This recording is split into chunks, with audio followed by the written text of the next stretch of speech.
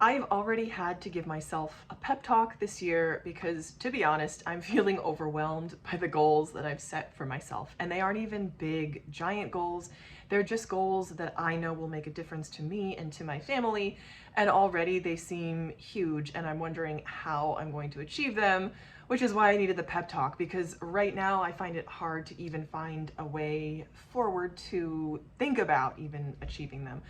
So, all that to say, this is my process and this is what I'm doing to succeed and realize a goal that I haven't been able to realize in the past. Hence the title of the video, How to Achieve a Goal When You Failed in the Past, because I have certainly tried to achieve most of the goals on this list, all of the goals actually on my list for 2025, and I have failed in the past because I haven't been able to consistently achieve them.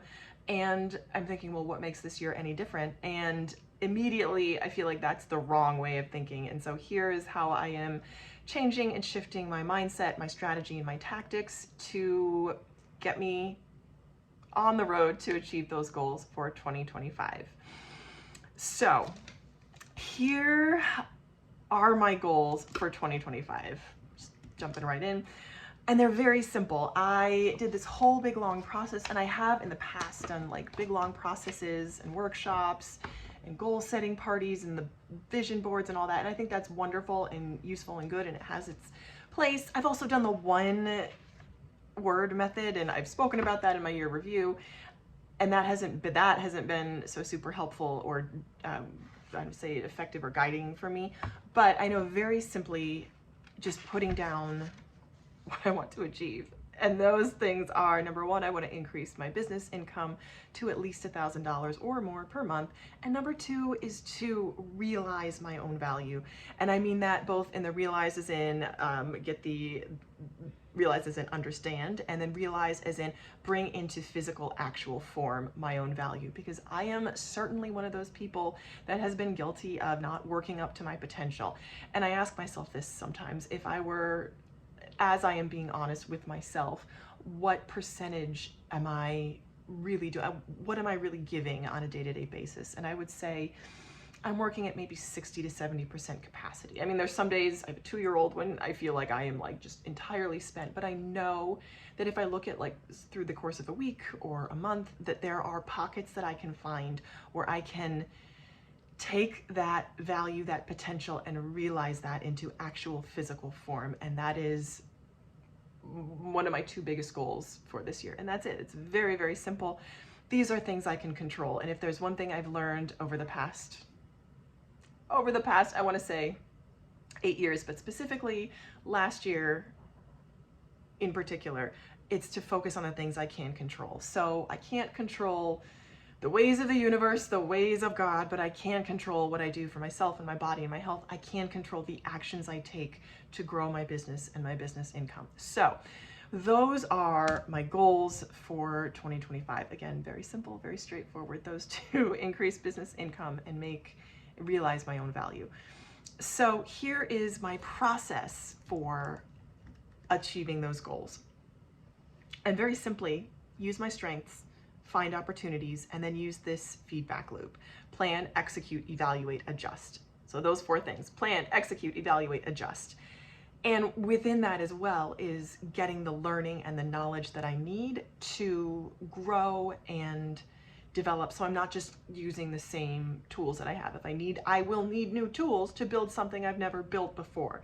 So getting that education that I need, that can be reading a book, that can be rereading a book, that can be a professional mastermind, that can be hiring a coach, that can be getting some let's say counseling, therapy support, will certainly be those things, hiring a counselor, specifically in the area of money and increasing my income, because this has been a challenge for me historically. And I hate to say that I come by it honestly, because that's not an excuse. That was what I started with. I think about my history. I come from a line of under-earning women, and that's what I started with. I feel like my mother has given me the basis to stand on of a very healthy emotional state, and she did work herself to pass down to me the generational wealth of healthy emotional regulation and belief in myself and knowledge that I have the tools to do anything I need to do. And I feel like that's the greatest wisdom that I've received. Everything else I have the ability to do myself, and that is on me to do myself. So that's my process for achieving these goals. Another tool that I'm using that's really helpful and has been helpful and is always helpful for me is to write. That is what I do. This is the notebook that I'm working with currently.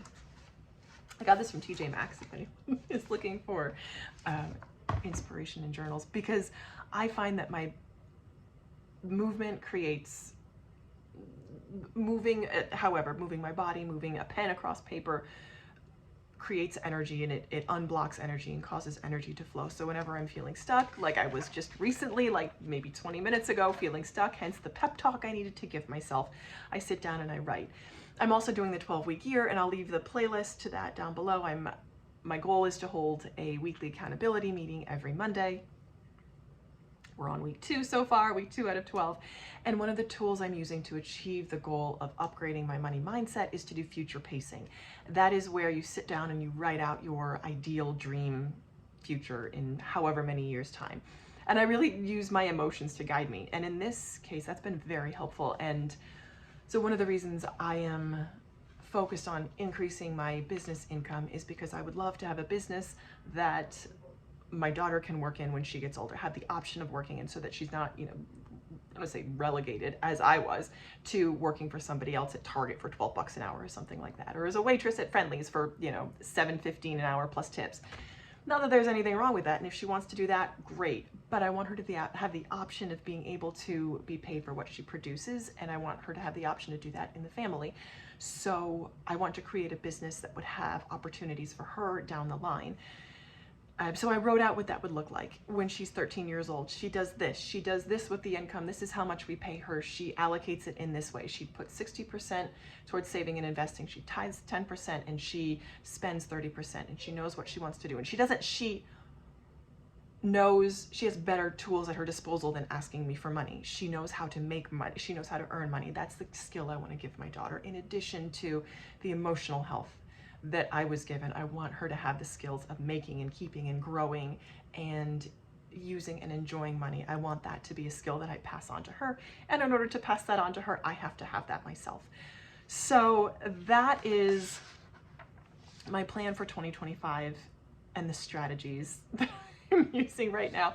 Again, check out my 12-week year playlist if you like more information on that, because that's where I'm doing the work. That is the tactic and the strategy that has worked for me the best, because it has a continual feedback loop, and that is what I'm using this year. So that's where it is, and that's my strategy to achieve a goal that I've never achieved before. So thank you so much for watching. Let me know how you're doing. How are you doing with your goals for 2025? What are you hoping to achieve, and how are you hoping to achieve that?